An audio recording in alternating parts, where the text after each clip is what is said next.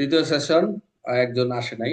আমরা এটা হচ্ছে খেয়াল করেন, লাইসেন্স কথা বলছে। আমরা যে চার ধারা সংজ্ঞা পড়ছিলাম, আমরা আজ পর্যন্ত এই 17 ধারায় পড়বো, এরপর আমরা পিছন থেকে রিভিশন যাবো।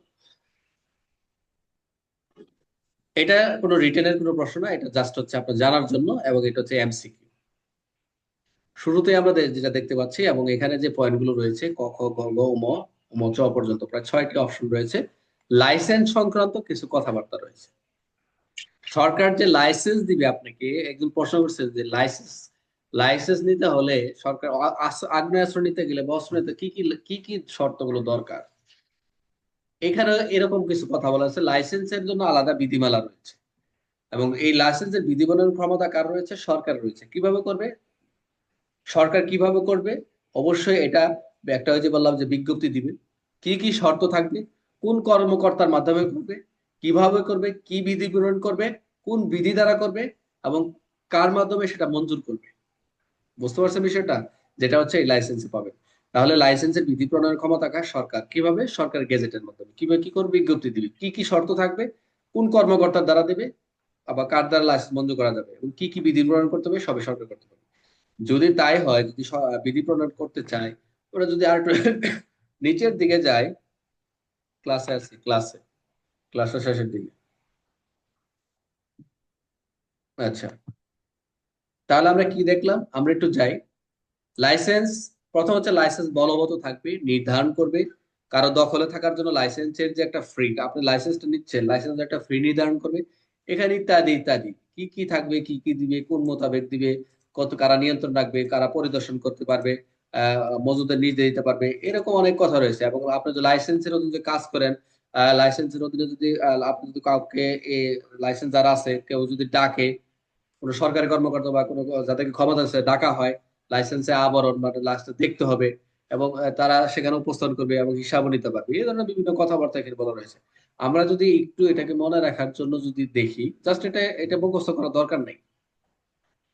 কোনো ক্ষমতা প্রাপ্ত কর্মচারী বা ক্ষমতাপ্রাপ্ত কর্মকর্তা যদি লাইসেন্স চায়, দেখতে চায় যে আপনার লাইসেন্স আছে, আমরা আসছি আপনার লাইসেন্সটা দেখবো, অবশ্যই এই লাইসেন্সের 17 ধারাটা জানাটা জরুরি তার জন্য, যে লাইসেন্সের বিধি প্রণয়ন ক্ষমতা কি কি লাইসেন্স আছে। প্রথম কথা হচ্ছে লাইসেন্স বলবৎের জন্য একটা নির্ধারিত ফি থাকবে। সেই ফি দিয়ে তারা কি করবে? স্টাম্পে বর্ণভাবে এটা কি তার লাইসেন্স তারা দেখবে। তো যে বিষয়টি হচ্ছে এখানে মনে রাখার জন্য, এটা আমরা জাস্ট আমি মনে রাখার জন্য করছি, এটা কেউ লেখাও দরকার নেই, জানানোর দরকার নেই, জাস্ট আপনার এটা আমি যাতে ধারাটা বুঝে যান এখানে কি কি আছে। এটা হচ্ছে মে ফি ফি মে মেফি হিপ্র ম অপ ফর্মুলা। এটা আপনার জানা দরকার নেই, 5টা বিষয় রয়েছে, 6টা, 1 2 3 4 5 6টা বিষয়। এই 6টা বিষয় রয়েছে, এটা আপনাদের জানার দরকার নাই, এটা আমি আপনাদেরকে সহজ করে আন্ডারস্ট্যান্ডিং করতেছি, যে ওখানে প্রত্যেক কোশ্চেন প্রতিটি ফর্মুলা বিষয়ে মূল বিষয় মনে রাখতে হবে। যে 17 দ্বারা মনে রাখার জন্য মেফি হিপ্রো ম ওপো। এখন প্রথমটা হচ্ছে যে বিষয়টা হচ্ছে আপনার মেয়াদ।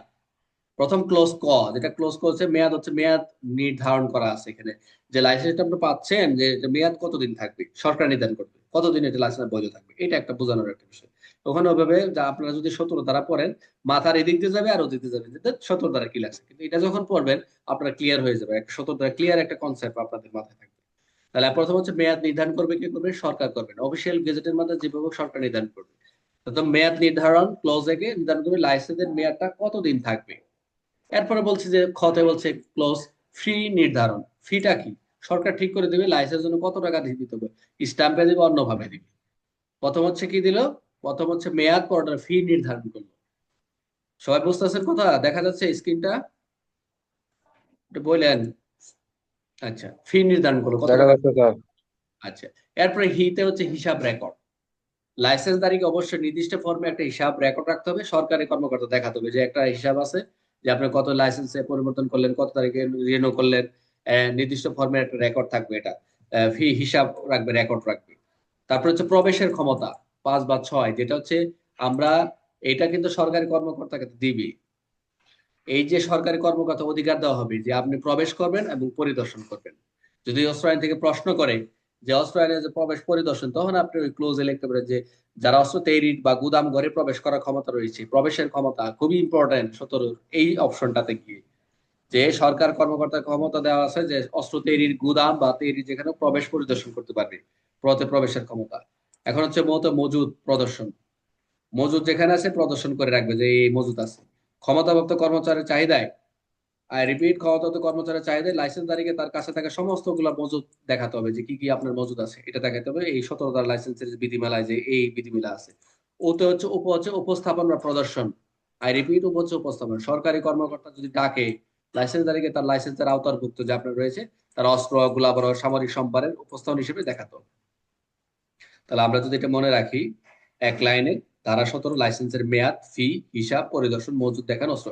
জাস্ট এই কথাটা আপনার লিখে নেই, তাহলে আপনাদের মনে হয়ে যাবে যে লাস্ট এইটুক লিখে নেই। এক লাইনে 17 ধারা মনে রাখার জন্য এইটুকু যথেষ্ট। কত 17 ধারা হচ্ছে লাইসেন্সের মেয়াদ, তারপর ফি, তারপরে হিসাব, তারপর পরিদর্শন, মজুদ দেখানো, অস্ত্র উপস্থাপন। এইটুকু মনে রাখলে হবে যে এই কয়টা কথা বলা রয়েছে, যে 17 ধারা লাইসেন্সের ফি, লাইসেন্সের মেয়াদ মেয়াদ দেখাবে যে কতদিন মেয়াদ থাকবে, এটা একটা। তারপরে ফি, কত টাকা ফি দিবে, হিসাব থাকবে, হিসাবটা দেখাবে, পরিদর্শনও করতে পারবে, এবং মজুদও দেখাবে, পরিদর্শন করলে মজুদ কত তাও দেখাবে, এবং অস্ত্র টস্ত্র সব উপস্থাপন করা যাবে। এটা হলো স্বতন্ত্রের মূল বিষয়। বুঝতে পারছেন সবাই? 17 ধারা মনে রাখতে হলে জি স্যার। লাইসেন্সের মেয়াদ কি, ফি কি, হিসাব কি, পরিদর্শন, মজুদ কি, অস্ত্র উপস্থাপন।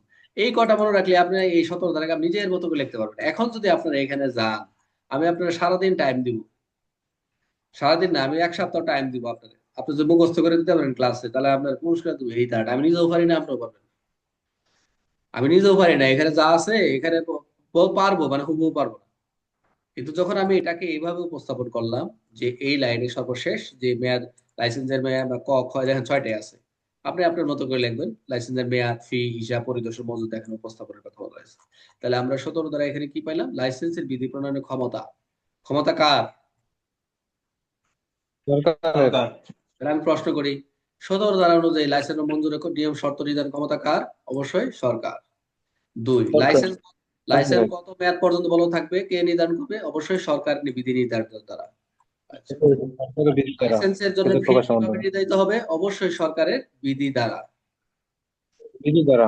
সতরের অংশ প্রক্রিয়া এবং লাইসেন্স রেকর্ড হিসাবে রাখতে পারে কি? এটা কোন অংশ হয়েছে? ক্লোজ গতে বলা হয়েছে যে রেকর্ড রাখতে হবে, ক্লোজ গ। আর অস্ত্র উৎপাদন, সংরক্ষণ, সরকারি কর্ম প্রবেশ, পরিদর্শন ক্ষমতা কোন উপদান? এটা হচ্ছে ঘতে বলা রয়েছে। যখন আপনি পড়বেন, ওই যে আপনার সিরিয়ালটা মনে থাকবেন, ক কোনটা, খ কোনটা, গ কোনটা, আপনি পরিদর্শনের ঘতে বলছেন। ক্ষমতাগত অস্ত্র কি? অস্ত্র সম্পূর্ণ মজুদ দেখার নির্দেশ রয়েছে কত? অবশ্যই সেটা হচ্ছে মজুদ মজুদ। আর লাইসেন্সধারীকে অস্ত্র, গোলাবারুদ উপস্থাপন করতে হবে, অবশ্যই সরকারি কর্তা যখন ডাকবেন, ডেকে পাঠাবেন। এই যে 17 ধারার মূল উদ্দেশ্য কি? মূল উদ্দেশ্য কি? লাইসেন্স প্রদান নিয়ম নিয়ন্ত্রণ যাতে নিশ্চিত থাকে, নিয়ম যে কিভাবে লাইসেন্স কি কি থাকবে, কি কি লাইসেন্স দেওয়াটা নিয়মটা কি কি বিধানগুলো। লাইসেন্স মঞ্জুরের শর্ত নির্ধারণ কে করবে? সরকার। সর্বশেষ, লাইসেন্সের অধীনে থাকা অস্ত্র, গোলাবারুদ, সামরিক সম্পদ উপস্থাপন ক্ষমতা কার আছে? ক্ষমতাপ্রাপ্ত সরকারি কর্মকর্তা। Very good. আমি মোটামুটি আশা করি যে এখানে যে বিষয়টি রয়েছে, আশা করি খুব ক্লিয়ার ভাবে বুঝতে পারছেন। আর এখানে কালকে আমরা দেখবো, কালকে 3টা দ্বারা দেখবো, 17, 18, যে 3টাই হচ্ছে রিটেনের প্রশ্ন, দুইটা প্রশ্ন, দুইটা রিটেনের, 17 এবং 18 রিটেনের প্রশ্ন। এরপর আমরা যাবো 19, যেগুলো হচ্ছে আমাদের কার্যক্রম লাগবে। এখন এই পর্যন্ত আলোচনা, আমরা বেশি আগাবো না, তাহলে বেশ লাগবে। এখন একজন সুন্দর করে প্রথম দিক থেকে কে বলবেন? বলেন, জিল্লু আসেন। একবারে এক থেকে শুধু হেডলাইন 17 পর্যন্ত বলবেন, দ্রুত স্টার্ট, সবারই ধরুন। জিল্লু কই? জিল্লু কোথায় গেল? জিল্লু নাই? জিল্লুর ভাই মনে হয় নাই স্যার। রাজু নাই, জিল্লু নাই, বুঝলাম না, এরা এডমিনরাই ভাগলো। জিল্লু আছে তো? জিল্লু আছে, জিল্লু আছে, ও তো ওর কাজে আছে। এই আপনি বলেন রফিক ভাই, তাহলে বলেন, শুধু হেডলাইনটা বলেন, এক থেকে শুরু করবেন। আচ্ছা, জিল্লু ভাই আছে, জিল্লু ভাই শুরু করুক আগে, জিল্লুর পরে আপনি বলেন, 1 থেকে 17 ঠিক পর্যন্ত। আছে, ঠিক আছে। কেউ কথা বলবেন না?